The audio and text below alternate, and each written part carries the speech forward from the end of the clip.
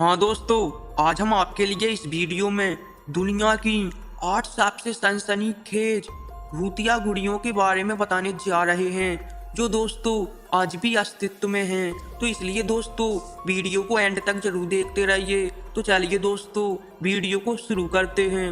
गुड़िया छोटे बच्चों का फेवरेट खिलौना होती है। आजकल मार्केट में तरह तरह की गुड़ियों की भरमार है दोस्तों। हर एक बच्चा इन डॉल्स के साथ खेलना पसंद करता है, लेकिन ये गुड़िया अगर खतरनाक और जानलेवा निकल आए तो क्या होगा दोस्तों। हॉलीवुड में रिलीज हुई फिल्म एनाबेल भूतिया गुड़िया पर ही बनी है दोस्तों। असल में वो एक सच्ची कहानी पर आधारित फिल्म है दोस्तों। आज हम आपको इन भूतहा गुड़ियों के बारे में बताने जा रहे हैं जो अस्तित्व में आज भी मौजूद हैं दोस्तों। एनाबेल सबसे भूतिया गुड़िया। इस भूतिया गुड़िया की कहानी साल 1970 की है दोस्तों।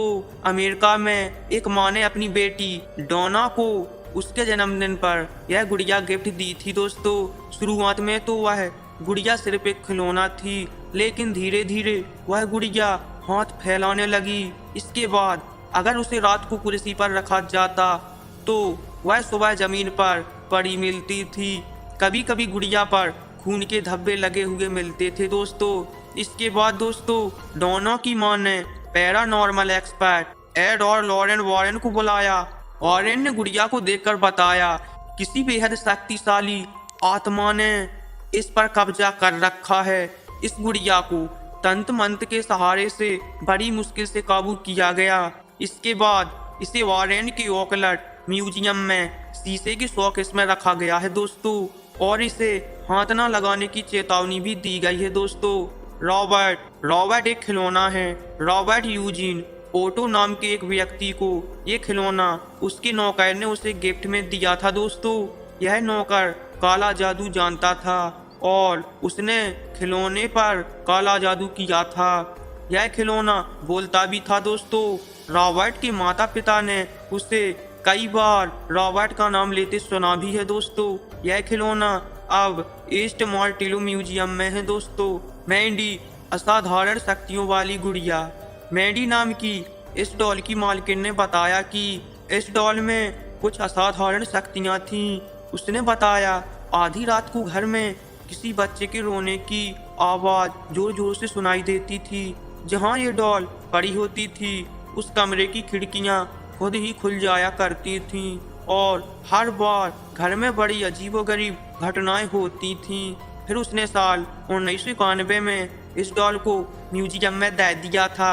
ओकीको जिसके बाल बढ़ते हैं। जापान की रहने वाली 17 साल की इकिची सुजुकी ने इस डॉल को खरीदा था। उसने ये डॉल अपनी 2 साल की बहन ओकीको के लिए खरीदी। 1 साल बाद ठंड की वजह से उसकी बहन ओकीको की मौत हो गई। परिवार की सदस्य बताते हैं कि ओकीको अपनी इस डॉल से बहुत प्यार करती थी, इसलिए उसकी आत्मा इस डॉल में बसती है। परिवार के दूसरी जगह चले जाने के कारण इस डॉल को किसी मंदिर में रख दिया गया। कहा जाता है कि डॉल के बाल खुद ही बढ़ते हैं। हालांकि नियमित रूप से इसके बाल कटवाए भी जाते हैं दोस्तों, लेकिन यह बढ़ते रहते हैं। कटजा एक सापेट डॉल है। इस डॉल का कटजा नाम साल 1730 में रूस में पड़ा था। कहा जाता है कि एक औरत गर्भवती थी और उसके परिवार वाले चाहते थे कि लड़का हो, लेकिन लड़की पैदा हुई पर उन्होंने लड़की को जिंदा जला दिया। ऐसा होने के बाद लड़की की मां ने उसकी राख से एक डॉल बनाई और उसमें सिरेमिक पोर्सिलेन मिलाया। उसके बाद सभी पीढ़ियों ने इस डॉल की रक्षा की, क्योंकि उनका मानना था कि ये सापेट डॉल है। इस डॉल को ईबे पर बेचने के लिए भी तैयार किया गया, लेकिन ईबे से इसे जल्द ही बंद कर दिया गया। प्यूपा असली बालों वाली गुड़िया। प्यूपा नाम की इस डॉल के बाल असली हैं दोस्तों। ऐसा कहा जाता है कि प्यूपा की मालकिन को प्यूपा तब मिली थी जब वो एक बच्ची थी। साल 1920 से लेकर साल 2005 तक प्यूपा उनके साथ ही रही। प्यूपा की मालकिन की मौत के बाद उसके घर वालों ने इस डॉल में बड़े ही अजीबोगरीब चीजों को नोटिस किया।